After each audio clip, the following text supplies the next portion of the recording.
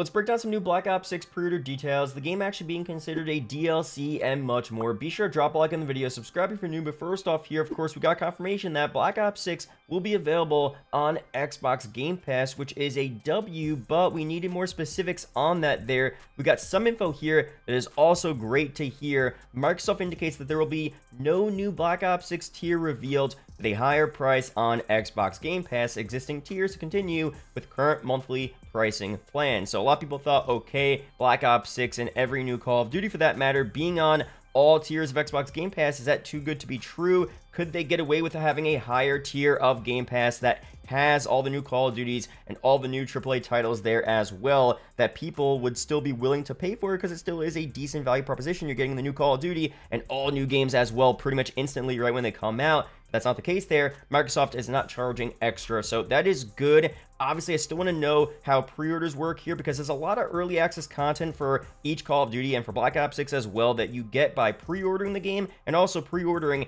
digital copies. So, of course, for the multiplayer beta, you get access to that by pre-ordering the new Call of Duty. Now, the second half of the beta is open for all players, but the first half, still, you have to pre-order. Now, Xbox Game Pass users, does that count as pre-ordering the new COD? Are you just going to miss out on that early access content? I'm not so sure. Of course, if you pre-order digital copies of Call of Duty every year for the past couple years, you get access to the campaign 1 week early. Does that go for the Xbox Game Pass users as well? Technically, they have it digitally, but it's not a pre-order. It's just a subscription. Also, for this year, there's a rumor that, Black Ops 6 Zombies will be available early in an early access period, but for pre-orders only. If you're on Xbox Game Pass and you're missing out on all this early access content, is that still a W? I guess it's still good because you get to play the game when it comes out anyway. Maybe you don't care about early access content, but for a lot of diehard COD fans, they want to play these modes early. So I still want more info on this here. Let me know down below your opinions on that. I'll be sure up to you guys if we get more info on that. But before we go through some more stuff here, quick shout out to you for GM if need, cheap COD points, rare unlock codes, zombie schematics, mastery camos in MW3, and much more. A bunch of stuff over there.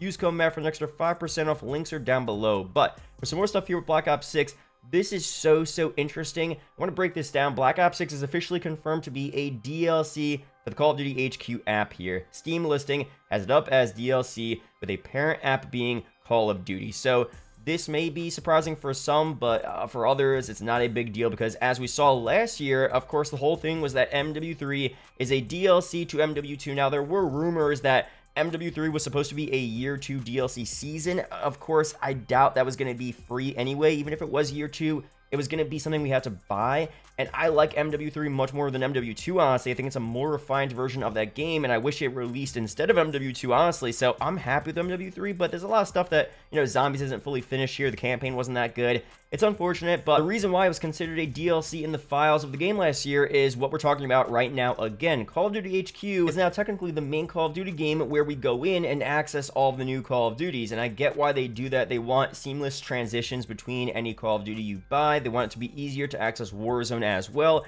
I understand it. I would rather go back to the way it was before, honestly, but it is what it is here. And that's why this concept art from legitimate gamers who actually made my channel art as well. So shout out to them. Link to them is down below in the description. Makes so much sense here, because this is exactly what it's going to look like this fall. When BO6 comes out, it's just going to get added to the existing COD HQ application you already have. It's going to have the same kind of tile format here of, BO6 multiplayer, zombies, ranked play, Warzone, private match, all that stuff you normally see, of course, with official Black Ops 6 images, and it'll change from every new season to new season, exactly what we're seeing right now. It's okay, I guess. I understand why they do it, but I much prefer the classic style of hopping into a separate application and going in and playing Call of Duty, having the different UIs game to game, seeing how different developers switch things up. It's always so interesting. Now, they can do different UI within the actual menus itself here, but outside of the actual game modes, the main Call of Duty HQ should look the exact same, which again, I don't know. Let me know. It's not a big deal, but let me know down below your opinions on that. And also here, this is the official main menu video of what we're going to be seeing when we load up COD HQ, when Black Ops 6 is revealed, and when it releases. This is so cool, but unfortunately,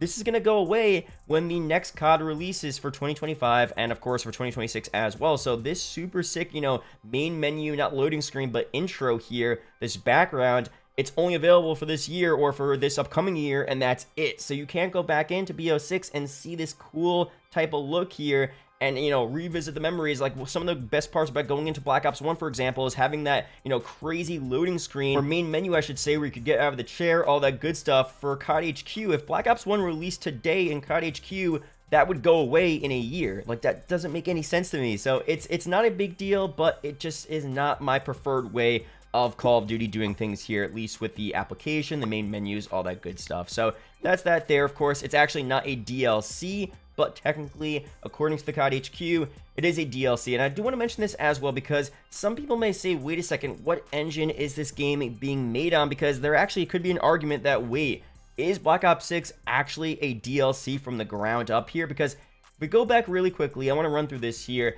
Here are all the engines that previous Call of Duties have been made on. So we'll start with Call of Duty Modern Warfare, or COD 4. That was made on IW3. World at War was IW3 as well. Black Ops 1 was IW3. MW2 was IW4. MW3 was IW5. Black Ops 2 was an updated version of IW3. COD Ghost was a new one, IW6. Advanced Warfare was a modified version of IW5. Black Ops 3 was a heavily modified version of IW3, which is interesting. Infinite Warfare, IW7. World War II, another version of that as well. Black Ops 4 derived from IW3, which is kind of crazy as well. MW19, IW8, a rebuilt engine, and Warzone as well, IW8. Black Ops Cold War, a heavily modified version of Black Ops 4's engine, IW3, also with IW8 as well, which is kind of wild there. Vanguard, IW8, and then IW9 here. MW2, Warzone 2, MW3, Warzone Mobile, and Black Ops 6, all on the same engine, IW9, so technically it is in the same group here of all the past Call of Duties, which of course doesn't really mean that much, because Black Ops 6 will probably feel